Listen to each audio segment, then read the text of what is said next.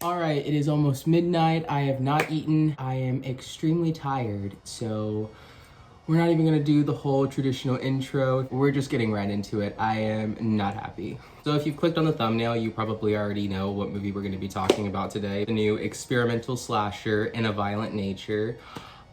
Yeah, this movie, maybe I just have too high of expectations, but then again, I'm saying that and I'm apparently the only person that liked tarot, so maybe I'm just super picky or I just have very weird taste, but yeah, I did not like this movie. But to avoid any more time being wasted by this abysmal movie, let's just go ahead and get right into it. So this movie, In a Violent Nature, this new experimental slasher movie, is written and directed by Chris Nash. It premiered on January 22nd of 2024 at the Sundance Film Festival as part of the festival's midnight program. It was set to be theatrically released in the United States on May 31st of 2024 by IFC Films, and then it will be on the streaming service Shudder later this year. So let me think about where to even start with this one. A lot goes into making movies, and it's a really grueling, tedious process. So I never like to give too much flack to a movie, but let's get into the story here. The story's basically a crazy guy that's been dead for who knows how long, doesn't tell us,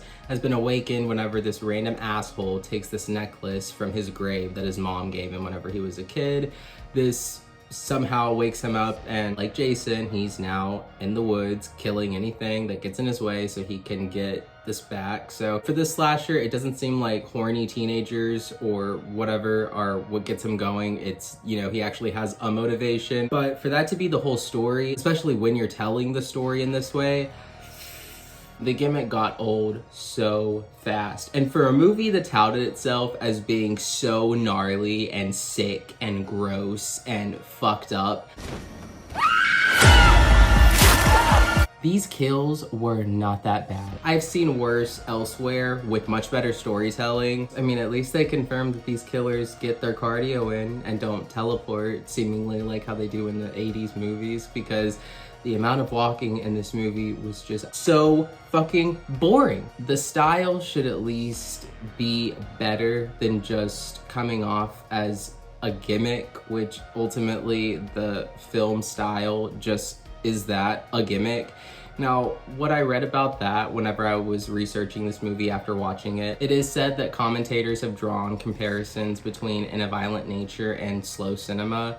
Basically, Chris Nash drew inspiration for the film's style from the Gus Van Sant directed films Jerry, Elephant, and Last Days, which Nash characterizes as slower, more methodical, and more deliberate, and follows characters through a scene. He also cited that the work of director Terrence Malick was a huge influence in A Violent Nature, and it emphasizes static long take shots and features no musical score. Both of those things are accurate. There were long take shots and there was no musical score to speak of, but did the movie benefit from that? Fuck no, because the long take shots were more often than not just walking. No one cares or wants to see that. And even then, it would slightly cut the movie to, like, I guess, speed up the time frame whenever he's walking somewhere, but it's cut so badly, it just kind of takes you out of what the movie's trying to get you to experience. The movie very clearly had a style that it was going for. It achieved it.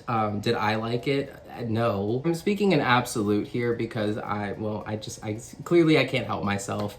But if you like this movie, I'm really glad that you got the most out of your experience and time watching this. If you didn't, like me, let's continue ranting. I never get this way about movies, but this movie was just so fun. Anyway, so to get into the characters, what characters? I can provide the names. The names are Johnny, which is our killer guy.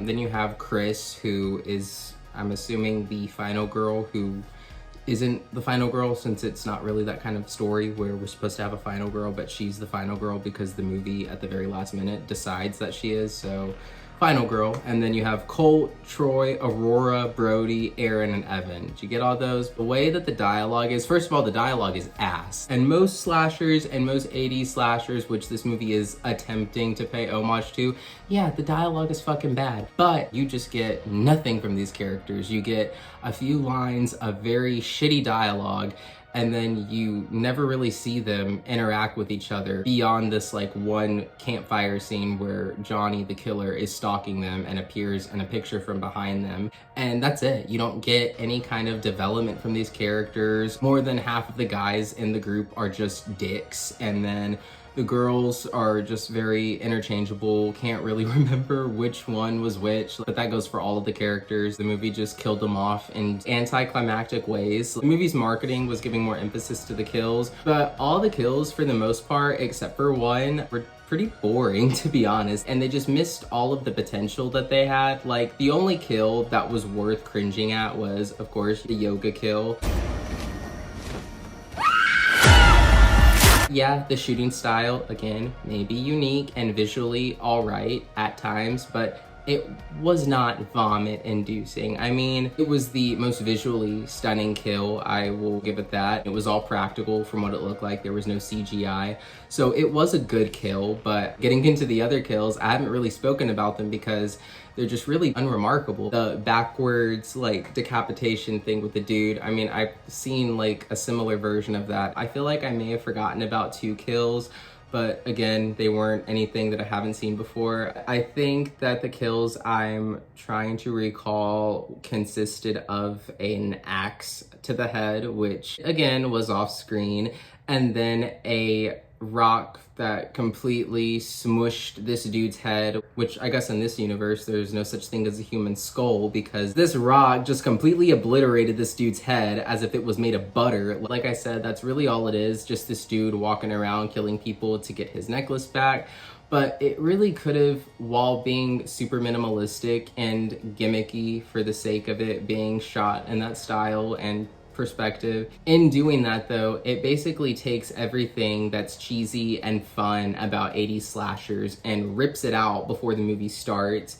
We're treated to an empty movie that's basically 90% walking, and then the rest of the 10% is divided between kills, which consist of maybe 1 or 2 somewhat visually appealing kills, and then the rest are either off screen or completely seen it before. Like, you're not getting anything new besides this gimmicky perspective. And then not only that, the movie seems to break its own rule by breaking away from that perspective of the killer, and then just follows the random final girl that we don't know or care about because it's not that kind of slasher movie. And then after that, she just gets away after that bizarre monologue from that overly chatty Good Samaritan, and then that's it. It's implied he gets his necklace because we're shown at the end of the movie that the necklace is gone that she had hung on the gas canister that she had hung it on, which I mean obviously seems to imply that he got his necklace back, so he's put to rest. This was such a fucking waste of time. All right, yeah, that's pretty much all I have to say about the movie. I'm gonna go ahead and give this movie a 1 star, and that's only because I can't not give some credit to the effects. They were good, and the yoga kill was done very well, visually speaking, so I have to give credit where credit's due. That kill was good. There were some great effects, and while they were really good, that doesn't make up for being boring and lazy and gimmicky. That's pretty much all I have to say. I would really love to not waste any more time talking about this shit movie. So with that all being said, thank you guys so much for checking out this review. I really appreciate it, especially since this movie sucked so much for me. I'm really glad that I at least get to talk about it with you guys, so at least it doesn't feel like a total lost cause. I really do enjoy making these videos for y'all, so